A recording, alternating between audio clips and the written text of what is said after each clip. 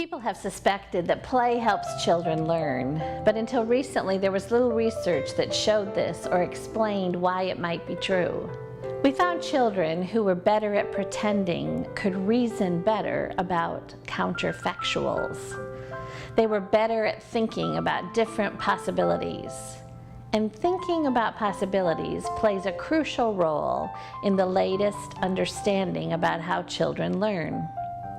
The idea is that children at play are like pint-sized scientists testing theories. They imagine ways the world could work and predict the pattern of data that would follow if their theories were true, and then compare that pattern with the pattern they actually see. Even toddlers turn out to be smarter than we would have thought if we asked them the right questions in the right way. Play is under pressure right now as parents and policymakers try to make preschools more like school. But pretend play is not only important for kids, it's a crucial part of what makes all humans so smart. Generally speaking, when we hear the word play, we think of children. Children are always engaged in play, turning everyday objects into exciting new fort or a hideout, using their hairbrush as a microphone, although I know some adults who still do this, or cooking something at an imaginary stove in their play kitchen. The reality is that play goes beyond the imaginative play that we see with children. Dr. Stuart Brown, a psychiatrist and the founder of the National Institute for Play, suggests that there are 7 patterns of play that are present throughout all stages of life. Dr. Stuart lists these 7 as purposeless, voluntary. There is an inherent attraction to it while doing it. There is freedom from time. It diminishes the consciousness of self. It has improvisational potential, meaning it's open and not rigid, and has a continuation desire, which makes you want to do it more. Play just isn't about imagination. It's about rest and rejuvenation. It shapes our brain, fosters joy, creativity, and innovation, and is essential to our health. In our society, play is at risk. The free play and pretend world of preschoolers is being replaced with foreign language classes, creative movement, ballet, music lessons, organized sports. Endless free outdoor play is nearly extinct. To splash around in a creek and watch tadpoles swim, a child would have to sign up for a biology camp. Children are sent to school earlier and earlier. They spend time in front of screens and electronic devices. Our children are playing less and less. To the extent that a child ceases to play, that boy or girl ceases to be a child. In the United Kingdom, on the first Wednesday of August, they celebrate Play Day, celebrated to affirm the importance of play for children, their health, their well-being, their development. All these expectations and pushes children into the arenas of performance, performing at their sports games, performing in recitals. Free play and exploration has been turned into achievement and skill development and expectation meeting, rather than the wonder and awe that free play and exploration can bring. The psychoanalytic view is that play allows the child to work out his emotions while forcing him to use his reasoning and creativity.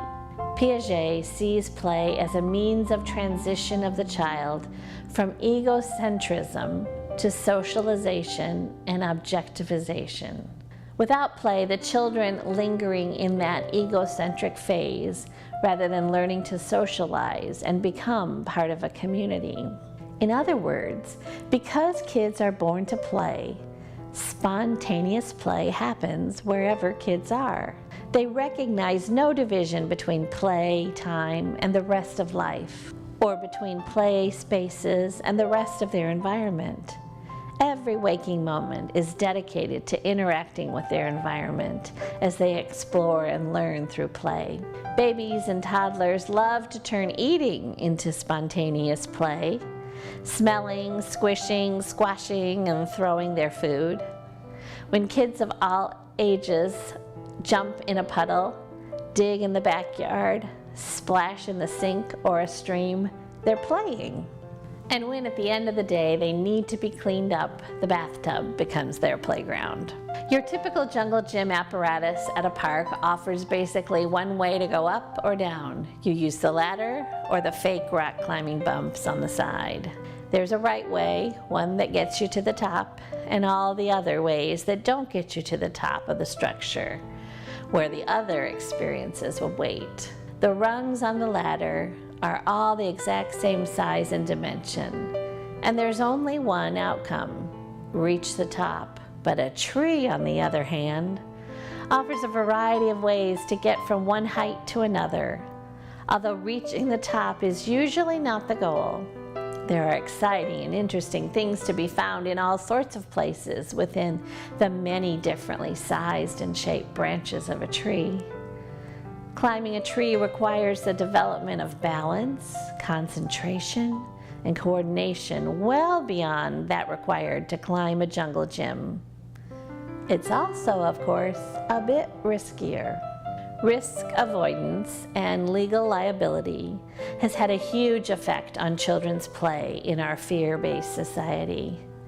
But the free-range childhood and adventure playground movements and other similar attempts to include a bit of risk, self-direction, and imagination into children's play experiences are pushing back against the trend to make playgrounds so safe that they're boring. Some of these new spaces are without doubt fun and stimulating for kids. In fact, some of them mimic real life. The best adventure playgrounds resemble nothing more than the back lot where my mother would never have allowed me to play when I was a kid. Seemingly random jumbles of paint, pieces of wood, buckets, old tires, and more. Early examples in Europe were known as junk playgrounds or bomb site adventure playgrounds. They're free-range, semi-wild spaces for kids to explore, make, and engage in spontaneous play.